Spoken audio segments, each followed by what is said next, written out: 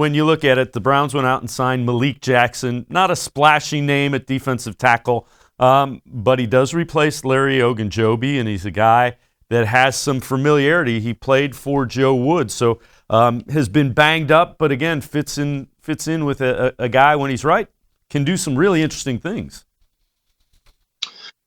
Yeah, I mean, I like the idea of if you have Sheldon Richardson as a tackle you believe in, and then between Malik Jackson, Jordan Elliott, and Andrew Billings, I think you feel good about the options at the other tackle spot. And again, better than you felt about Larry Ogunjobi last year. I think Ogunjobi was a guy a lot of Browns fans liked.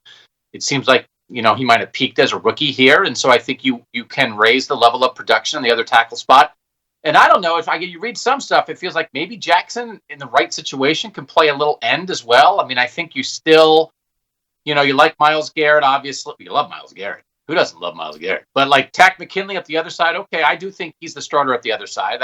I believe in Takk McKinley maybe more than others. But I think if you maybe could slide Malik Jackson end every now and then, it's like, who's your third end? I guess it's Porter Gustin. Maybe you go there in the draft, but I think maybe Jackson gives you a little bit of versatility there, which is a good thing. But I think the overall depth that, again, this is an older guy, right? This is a guy who's been around a little bit, like you said, played for Joe Woods. But I think it's that the grouping between Elliott, Billings, and Jackson, I think you believe you're gonna get pretty decent production, even if no one of those guys on their own is a superstar tackle. And the one thing about Jackson, when he's healthy, and he hasn't been for a year or so, when he is healthy, he's a guy that gets pressure on the quarterback from that defensive tackle spot, which is something that's huge when you have Myles Garrett there. That is what this defense, that can take this defense up a level.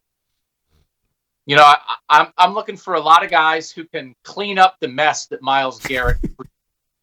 And if Myles Garrett is coming off the edge and forces a quarterback to step up in the pocket, and then Malik Jackson is there to consume the quarterback when he steps up, you don't have to destroy the guy blocking you every single time, but Myles Garrett's going to destroy his guy a lot. So I think about that with Takk McKinley. I think Takk McKinley is going to get some cleanup sacks.